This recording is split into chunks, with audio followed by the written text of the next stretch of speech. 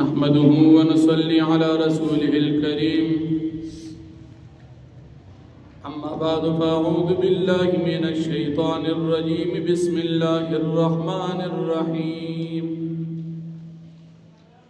ولقد أرسلنا نوحا وإبراهيم وجعلنا في ذريتهما النبوة والكتاب فمنهم مهتد وكثير منهم فاسقون صدق الله العظيم سورة الحديد ویشتم پاراش پگشتم آیت مخکې رکو کې دنیا ته د پیغمبرانو درالېږلو مقصد بیان شو دپاره دی چې په مقدس مکه باندې عدل انصاف قائم کړي اوس په دې رکو کې الله رب العالمین د نبی کریم صلی الله علیه وسلم د رسالت دلایل ذکر کړي اللہ رب العالمین فرمائی کہ من نوح علیہ السلام ابراہیم علیہ السلام دنیا تلی گلیو او دوی په اولاد کی منگ نبوت او کتابنا باز تور کړیو سلور واړه کتابنا دوی اولاد تمل شوی لیکن باز پکې هغه اولاد او چې هغه هدایت قبول کو ایمان یې وروړو او بعضی د دوی په اولاد کې هغه چې ایمان یې نړو هغه کسان زیاتو بیا د ابراهیم علیه السلام او د حضرت نوح علیه السلام نه بعد عیسی علیه السلام او د نور پیغمبرانو مختصر حال بیانې عیسی علیه السلام ته الله پاک فرمای منګ نبوت ورکو او منګ ته کتاب انجیل ورکو یہ خلق تمن کتاب ورکه چې دا به تاسو قبول کی پدی باندې ایمان وروړي د هدایت کتاب تاسو دان لیکن دوی د خپل طرف نه رهبانیت شروع رهبانیت جائز او مباح کارونه پنیت د عبادت باندې پرې خودل دي تویل شي رهبانیت لکه دوی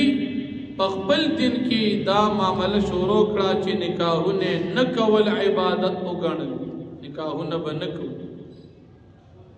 خوراک سکاک به نه کو دا عبادت دی د اونو باندې او واخب خرو دا عبادت دی آباده کې به نه اوسېږو دا عبادت دی په ځنګلو کې او په صحراګانو کې به اوسېږو جنګړو کې به اوسېږو دا عبادت ګڼل دا رهبانیت دی دا دوی د ځان نشورو دی نسواراو د عیسی علیه السلام امتیانو دا شروع هغه مباح کارونه چې د انسان د زندګۍ دپاره الله پاک پیدا کړي هغه دوی پرېښودل په نیت د عبادت باندې نبی کریم صلی الله علیه وسلم فرمای لا رهبانیت فی الاسلام رهبانیت په دین اسلام کې نشته یو ورځ د نبی کریم صلی الله علیه وسلم د بیبینا صحابه کرامو تپوسو کو د نبی علیہ السلام د معمولات چې نبی علیہ السلام معمولات سره هغه یو ته خوراکم کوي اسکاکم کوي کله روزه نسی کله نه نسی د شپې خوبم کوي د شپې عبادتم کوي معمولات بیان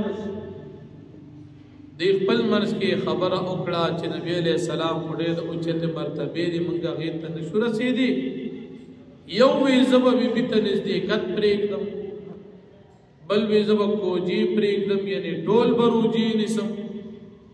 بل وی زبا ټول شپه خوب پرېږدم تهجد به کوم ځکه نبی علیہ السلام خو پاک بنده دی نو چې هغه پکې خوب کوي نو موږ د هغې نه کمزوري موږ خوب نه کوو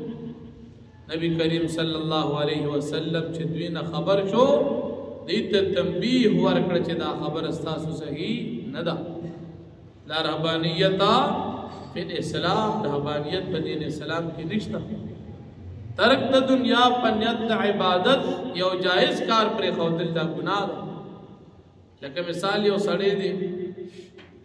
دا غي یو خاص سبزی نه د خوخنو نی خوري خیر خو یو خاص سبزی په نیت د عبادت او د ثواب نه خوړل دا ګناه نه خوړل ثواب دی یو سړی داسې نو دا مسله د در ګناه اسې نه خوري یو سړی دی مثال یو سیز وته نه دی خو شوګر بیمار د خوږ سیز نه خوري نو نه دی خوري خیر خو دی وایي چې خوږ سیز خوري دی کې ګناه ده او چې نه خوري دی کې ثواب دی دا خبره غلطه نه جایز پرې ښودل او نه خوړل خوړل او نه خوړل دواړه برابر دي نو که هر یو د پکیات کې چې دی کې ثواب دی نو دا خبره بیا صحیح نه ده نبی علیہ السلام دے صحابہ تا تنبیہ ورکړي بل الله جل شانہ فرمای دی چې رهبانیت چې روکو د پاره دی چې موږ الله پاک رضا شي لیکن الله پاک د رضا مندي حق دی اون ساتي بیا اصول د کامیابی ذکر کیږي نه سوارو تا چې چرتا سو کامیابی حاصل اول غواړي عیسی علیہ السلام ایمان راوړي دي په نبی کریم صلی الله علیه وسلم باندې هم ایمان راوړي چې تاسو په نبی علیہ السلام ایمان راوړو تاسو ته الله پاک درې کامیابی درکړي یو کامیابی تاسو ته ډبل ثواب درکړي یو د نبی علیہ السلام نه وړاندې په عیسی علیہ السلام ایمان او چې نبی علیہ السلام راغی په هغه ایمان تاسو ته دوچن ثواب او دیم الله پاک به تاسو د پاره رڼا پیدا کړي چې دا نور د ایمان د دې د وجه به تاسو په نیکی باندې دائم پاتې شي او دریم الله رب العالمین به تاسو ته ستاسو ګناهونه معاف کړي دا درې ثوابونه دا اهل کتاب ہوتا خصوصا نصارا ہوتا چې هغه مخکې په عیسی علیہ السلام ایمان بیا پر نبی علیہ السلام ایمان د پاره دي ته حکم ملو نو الله جل شانو فرمایي ولقد ارسلنا نوحا وابراهيم او بتاقي سره موږ لېږلو نوح علیہ السلام او ابراهيم علیہ السلام وجعلنا في ذريتهم النبوة والكتاب فمنهم مهتد او موږ ګرځول د دې دواړو اولاد کی نبوت پیغمبري والکتاب او کتابونه سلور واړه فمنهم پس بازي د دین د اولادنا مهتدن هدایت یافته خلق وكثير منهم فاسقون او ډیر بدی کې فاسقان او نافرمانو ثم قفينا على آثارهم بیا مرستو لګل د دین بعد برسولنا پیغمبران پر لپسې مودي پسې پیغمبران ولېګل وقفينا بعيسى ابن مريم او من ولېګو رستر دین عيسى ابن مريم عليه السلام وآتيناه الانجيل او من ورګد کتاب انجیل وجعلنا في قلوب الذين اتبعوه او من ګرځو پزړه کسانو کې چې تابعداري کړ د عيسى عليه السلام رأفة مهرباني ورحمة او رحمت ورهبانية او ديشو او رهبانيت ابتدعوها چې دوی د ځان نشورو کړو رهبانيت د ځان نشورو کړو ما كتبناها عليهم ممنو فرض کړي په دې باندې رهبانيت الا ابتغاء رضوان الله دې دا شورو کړو الله پاک د رضا مند د لټولو لپاره فما رعوها پدی خیال انساتو دا اللہ پاک در اللہ جل شانہو در رضامند یا خیال انساتو در رہبانیت حق رعایتها چه سمر خیال ساتل داغی در رعایتو فآتینا الذین آمنوا منهم اجرم پس منگور کے کسان دا چیغی مومنان دا دوین ثوابنا وکثیر منهم فاسقون او دیر جد دی سیاننا فرمانو یا ایوہ الذین آمنوا اے مومنانو چې تاسو ایمان لرئ په عیسی علیہ السلام اتقوا الله د الله نه ویریږئ وامنوا برسوله او تاسو ایمان لرئ په دې پیغمبر نبی علیہ السلام یؤتکم کفلین من رحمته